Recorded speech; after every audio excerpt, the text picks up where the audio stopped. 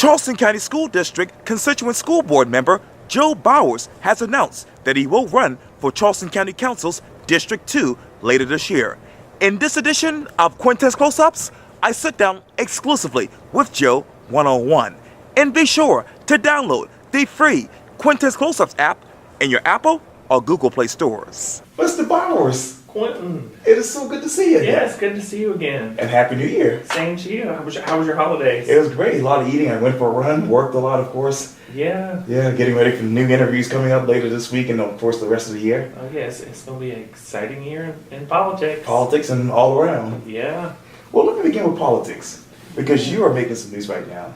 Yeah. You sent this email to a couple of your followers, and you sent it to my email as well. You said this quote, "Friends, I'm writing to let you know I will be seeking a Republican nomination for the District 2 seat on Charleston County Council, which represents Arlington, Olive Palms, McClellanville, Sutherland's Island, with portions of Mount Pleasant and historic downtown Charleston. The Republican primary will be June 12th, 2018, and the general election will be November 6, 2018. What got you from serving on the Charleston County Constituent School Board to now saying, hey, I want to run for county council? Well, in my political experience, right. I've been very active in politics for the past few years. In addition to serving on the constituent school board for right. District 1, I served as the secretary for the 1st Congressional District Republican Party right. and treasurer for the East Cooper Republican Party. And I've been following a lot of local political issues very closely, and I feel like there is a void on county council, and I feel like I can fill it. And because there's a lot of things that need to be done in this county. We're very rapidly growing.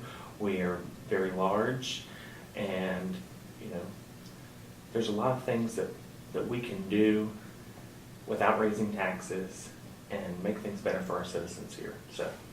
And you also said in this letter, as it goes on, it says this quote, "My history and passion for Charleston County run deep." Talk to me about the history in Charleston County in your mind. My personal history? Right. My family is from here. They've lived I have family all over Charleston right. County. I grew up here. I was born in Mount Pleasant. Right. Grew up in Allendale. Went to schools that are actually in the Sure. county council district. Whiteside's Elementary School and Lane Middle School, and then I went to high school at Bishop England. Right. I also go to church downtown right. at the cathedral on Broad Street. Where I get my holy water. Yeah. So I have all throughout the district. I have connections completely all throughout the district. So I know a lot of people, and before I made my announcement, I reached out to all my friends and family members across the district, and I have yet to have any negative feedback from any of my Republican colleagues. Everybody is very strongly behind me. So.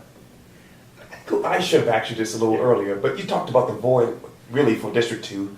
Where has that? Well, I don't feel like I'm not saying there's a void on District 2. I just feel like there's a void on county council right now.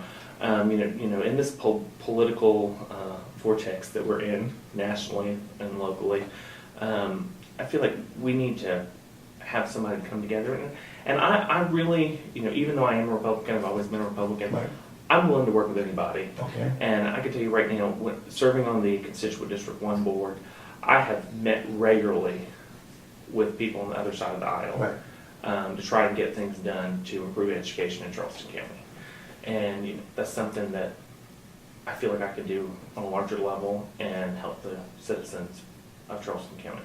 And you talk about District 2 and that void on Charleston County Council. Where is that voice right now?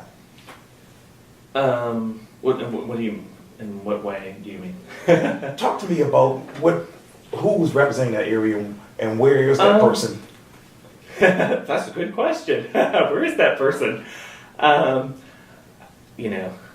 number one rule is never name names. Okay. But the current office holder, while I do respect him and everything, he's been there this is his 12th year in office, and like you said, where is this person? When I went and reached out to all my friends and family and everything, I also reached out to all of the legislators and local elected officials Sure. that overlap with the district, and the majority of them did not know that their district overlapped with Right. Council District 2, or even who the current office holder was, which I found very alarming.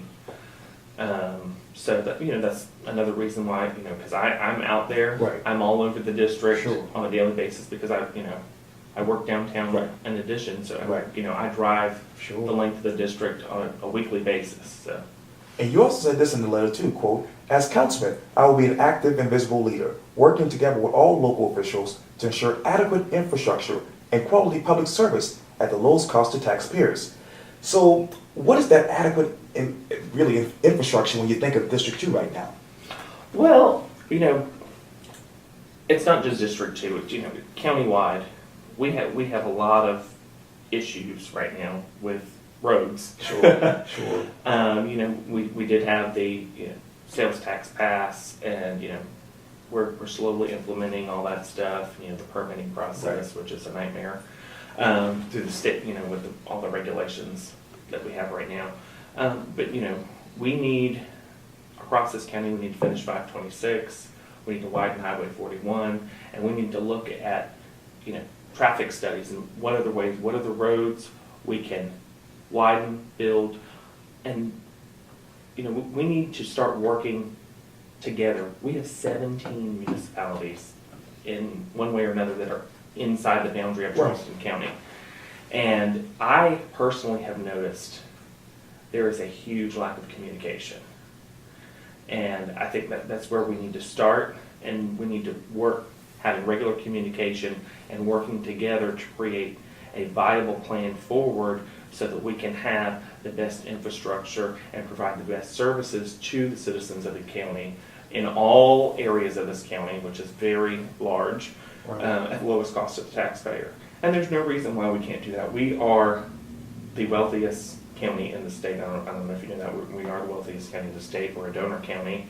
And my opinion is, since we're a donor county, we give portions of our money to other counties so they can have nice things. Why can't we have nice things too? Okay.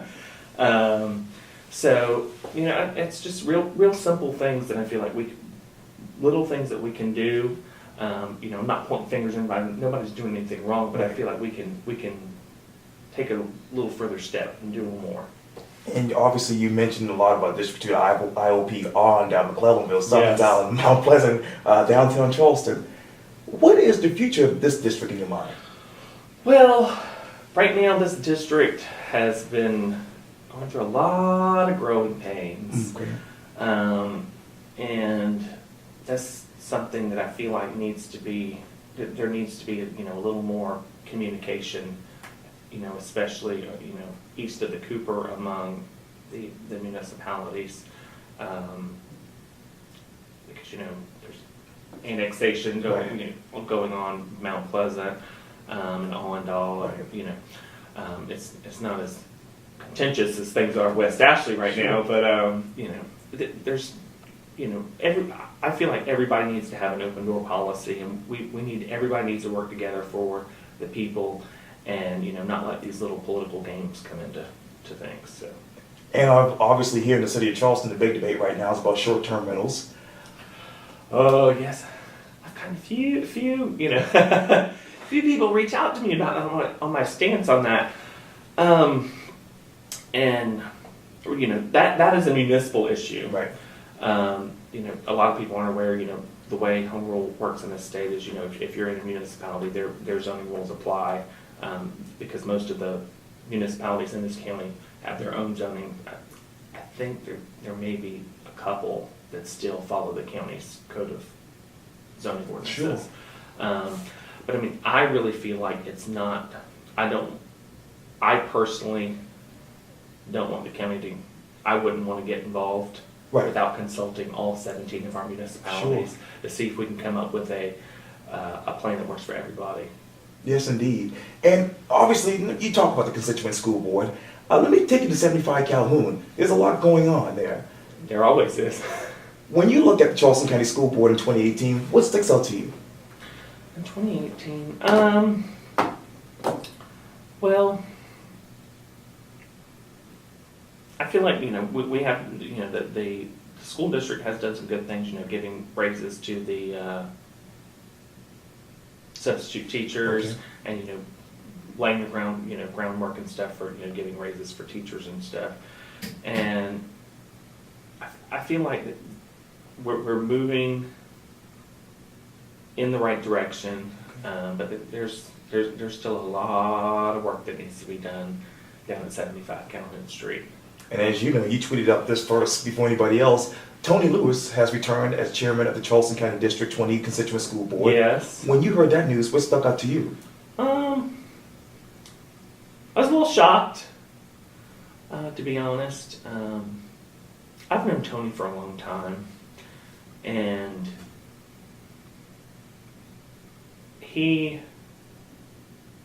does, you know, with the way he presents himself, he does rub a lot of people the wrong way.